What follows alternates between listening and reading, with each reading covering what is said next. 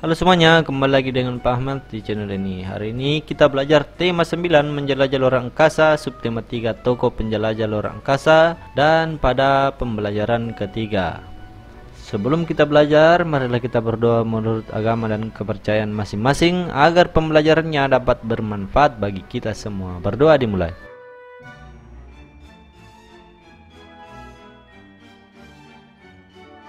Selesai. Pembelajaran hari ini tujuannya ada 3, yaitu yang pertama dengan membaca bacaan tentang salah satu tokoh penjelajah luar angkasa. Siswa dapat mengambil sikap dan nilai yang dimiliki oleh Buzz Aldrin. Dengan membaca modernisasi teknologi transportasi, siswa dapat menuliskan perbedaan antara transportasi darat sebelum dan sesudah modernisasi. Dengan berdiskusi dan mencari informasi, siswa dapat menuliskan dampak positif dan dampak negatif modernisasi terhadap sistem transportasi darat. Siapa di antara kalian yang ingin menjadi astronot? Astronot merupakan pekerjaan yang sangat menarik dikarenakan kita dapat menjelajah luar angkasa dan meneliti benda yang ada di luar angkasa. Tahukah kalian bahwa sudah ada orang yang pernah menginjakkan kaki di bulan? Siapakah itu? Mari kita lihat. Nah, inilah dia, Edwin Eugene Aldrin. Ia merupakan salah satu astronot yang pernah mendarat di bulan. Mari kita baca tentang Edwin Eugene Aldrin. Edwin Eugene Aldrin, atau lebih sering dipanggil Buzz Aldrin, lahir di Amerika Serikat pada 20 Januari 1930. Awalnya ia hanyalah seorang mekanik yang pandai memperbaiki mesin, tetapi sekarang ia dikenal sebagai seseorang yang mampu merancang dan memperbaiki mesin, dapat menerbangkan pesawat, dan pernah menginjakkan kakinya di bulan. Bersama dua rekannya, Neil Armstrong dan Michael Collins, pergi menjelajah angkasa luar. Pada tanggal 20 Juli 1969, Buzz dan Neil menginjakkan kakinya di bulan, sementara rekan lainnya, Michelle, tetap berada di orbit.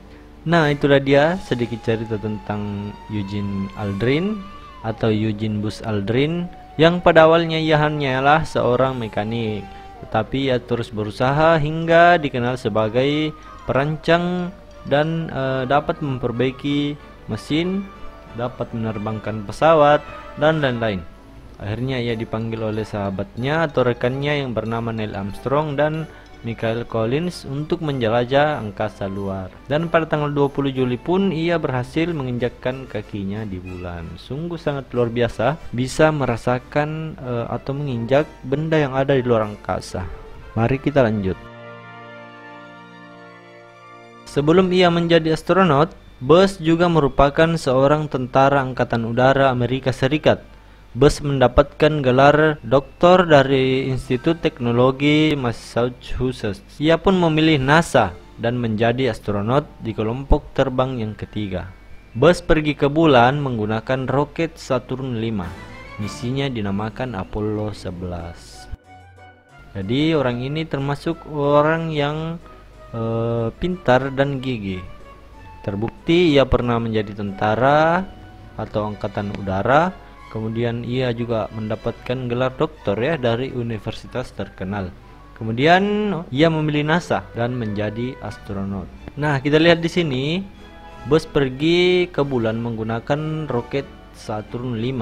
Jadi roket ini merupakan transportasi menuju ke bulan. Berbicara tentang transportasi bukan hanya menuju ke bulan, akan tetapi di sekitar kita juga banyak transportasi yang sering kita gunakan seperti mobil, motor, beca, sepeda, dan lain-lain. Transportasi ini kegunaannya sendiri untuk mempermudah pekerjaan manusia dan untuk menghemat waktu. Mari kita lanjut ke halaman selanjutnya. Transportasi masa kini telah menunjukkan kemajuan yang pesat, baik transportasi darat, air, dan udara.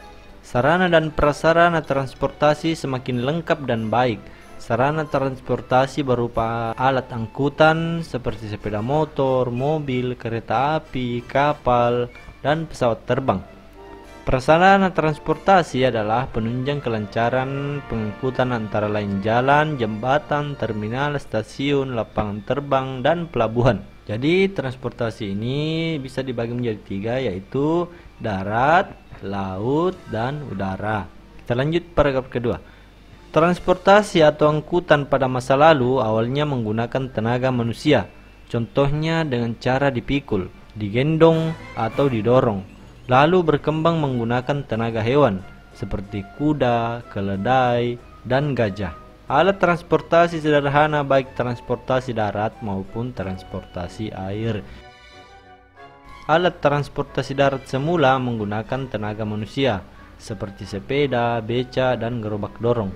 Kemudian berkembang menggunakan tenaga hewan seperti pedati ditarik sapi, delman ditarik kuda, dan sebagainya. Transportasi laut yang menggunakan tenaga alam atau angin, yaitu perahu layar. Transportasi laut yang menggunakan tenaga manusia, misalnya rakit dan perahu dayung. Ya, di sini sudah ada 3 gambar. Yang pertama, beca merupakan transportasi menggunakan tenaga manusia. Dan gambar yang tengah atau yang kedua merupakan delman yang digerakkan atau menggunakan tenaga hewan. Kemudian yang paling ujung sebelah kanan, yang ketiga, merupakan transportasi laut yang menggunakan tenaga alam atau memanfaatkan angin. Jadi layarnya itu memanfaatkan angin sehingga perahunya bisa bergerak. Kita ke halaman selanjutnya.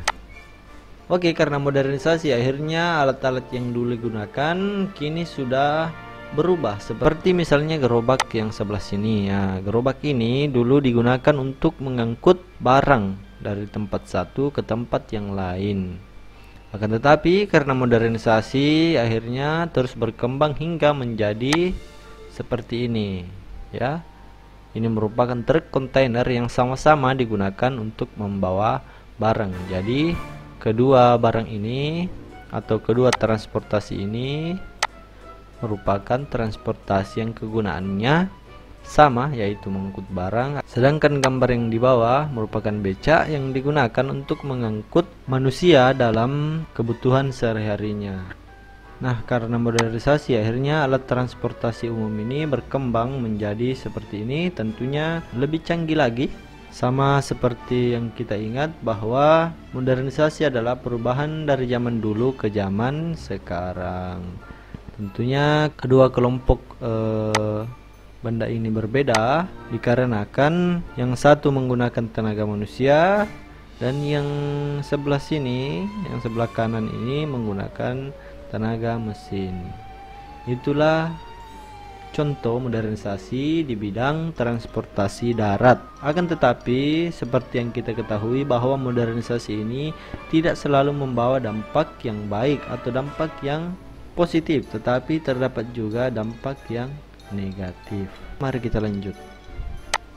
Nah, inilah dia salah satu contohnya. Di sini saya berikan 2. Dampak negatifnya yaitu menyebabkan polusi udara dan pembuangan limbah dari pabrik-pabrik yang memproduksi kendaraan itu sendiri atau alat transportasi itu sendiri. Sedangkan dampak positifnya, ya kita semua sudah sama-sama tahu bahwa dampak positifnya itu dapat menghemat waktu dalam perjalanan. Yang kedua, mempermudah pekerjaan manusia yang dulunya jika ingin ke suatu tempat dengan jarak yang jauh maka juga membutuhkan waktu yang sangat lama. Sekarang jarak jauh pun terasa dekat dikarenakan transportasi sudah sangat maju dan canggih.